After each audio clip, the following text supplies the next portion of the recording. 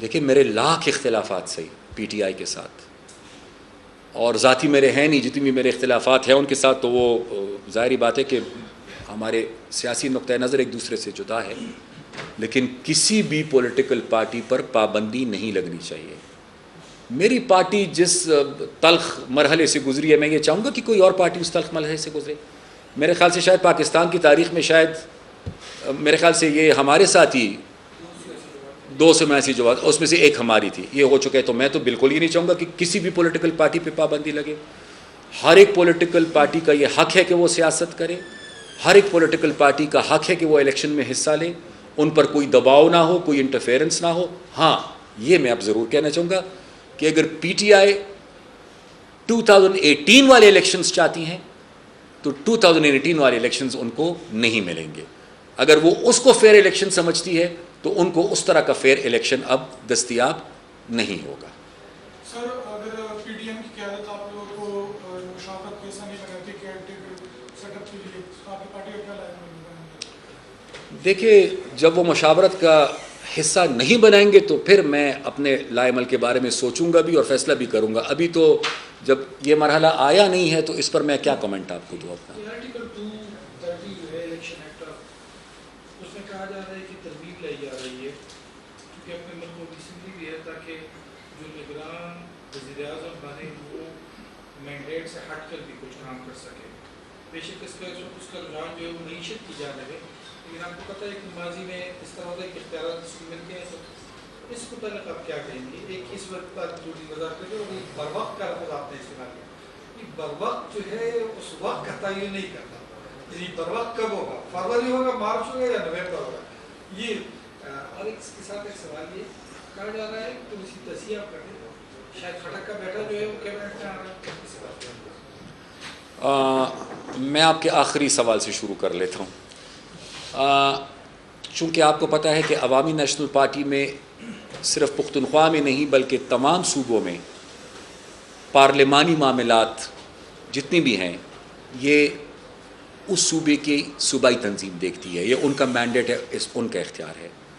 تو care taker cabinet کے حوالے سے چونکہ صوبائی صدر اس وقت باہر ہے، ملک سے باہر نہیں ہے لیکن ناردرن ایریاز میں ہے، وہ بلکہ کل آ رہے تھے لیکن وہاں پر کچھ لینڈ سلائڈنگ وغیرہ ہوئی ہیں، سڑکیں بند ہیں، اس وجہ سے وہ نہیں پہنچے۔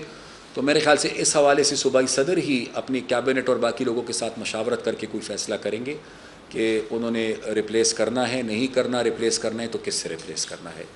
آپ نے بات کی کہ جی کچھ مخصوص اختیارات جو اس وقت کیئر ٹیکر پرائم منسٹر کو ان کے پاس نہیں ہیں وہ ان کو دینے کی کوشش کی جا رہی ہے۔ دیکھیں یہ جس طرح میں نے پہلے کہا کہ یہ 9 مہینے بہت کریٹیکل ہیں، اور یہ 9 مہینے خاص کر ہماری جو اکانومی ہے، اکانومی کو مینیج کرنا اور جس ٹریک پہ ہم نے جانا ہے انشور کرنا کہ اسی ٹریک پر ہم چلیں، اور بڑے تلخ فیصلے ہو چکے ہیں اور کچھ تلخ فیصلے اور ہونے ہیں۔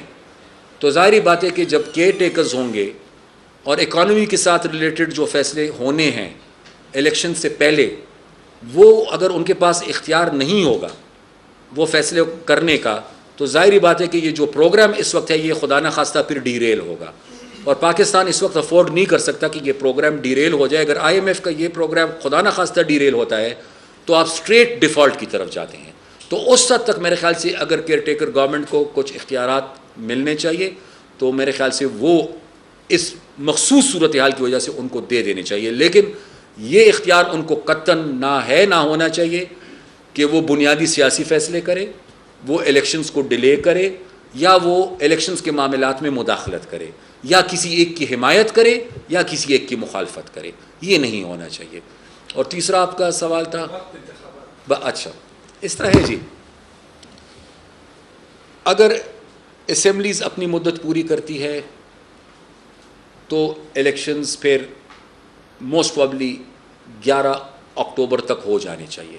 تو میرے لیے پھر اگر اسمبلیز وقت اپنا پورا کرتی، مدت پورا کرتی ہے، تو پھر میرے لیے بر وقت انتخابات ہے ود ان 60 days۔ اگر اسمبلیز کو اپنی ٹینیور سے پہلے ڈیزالو کیا جاتا ہے تو پھر میرے لیے بر وقت انتخابات ہے ود ان 90 days، یعنی نومبر، یہ ہے بر وقت انتخابات۔ اس سے اگر آپ آگے جائیں گے تو ظاہری بات ہے کہ وہ پھر بروقت نہیں ہو سکتے، وہ بروقت نہیں ہوں گے. اب یہ میرے خیال سے شاید پہلے تو 11 اگست سے پہلے یا 11 اگست تک آپ کو پتہ چل جائے گا کہ یہ انتخابات اکتوبر کا شیڈیول آ رہا ہے کہ نومبر کا آ رہا ہے.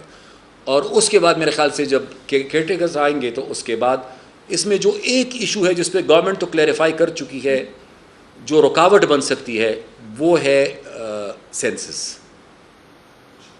اگر سینسس کے حوالے سے کچھ فیصلے ہوتے ہیں اور اگر ان سینسس کو ایک دفعہ نوٹیفائی کیا گیا اور اپروو کیا گیا تو پھر یہ لازم ہو جائے گا کہ پھر آپ کو ڈیلیمیٹیشنز کی طرف جانا پڑے گا. اور ظاہر بات ہے کہ ڈیلیمیٹیشنز جو ہیں وہ مختصر وقت میں ممکن نہیں ہے، اس سے پھر یہ الیکشنز ڈیلے ہو سکتے ہیں. لیکن ہمارا موقف یہ ہے کہ الیکشنز کو آپ جتنا بھی ڈیلے کریں گے، ایک تو وہ الیکشنز میرے خیال میں وہ کنٹروورشل ہوں گے یا ان کو کنٹروورشل کرنے کی کوشش کی جائے گی، اور سیکنڈلی پھر ان سے پاکستان میں سیاسی استحکام نہیں آئے گا بلکہ اس سے انسٹیبلٹی آئے گی. دیکھیے میرے خیال سے مجھے نہیں پتہ اس حوالے سے کنفیوژن کیوں ہے، لیکن خیر میں پھر کلیئر کر دیتا ہوں. ANP PDM کا حصہ نہیں ہے. ANP PDM کا حصہ تھی. اسی باچا خان مرکز میں ایک پریس کانفرنس میں آپ سب کے سامنے میں علیحدگی کا اعلان کر چکا ہوں. ہاں، جو حکومتی اتحاد بنا تھا عمران صاحب کی رخصتی کے بعد، اس اتحاد کا ANP حصہ ہے، لیکن اس میں اور بھی پولیٹیکل پارٹیز ہیں. مثال MQM ہے، پیپلز پارٹی ہے. یہ پارٹیز بھی PDM کا حصہ نہیں ہے لیکن حکومتی اتحاد کا حصہ ہے.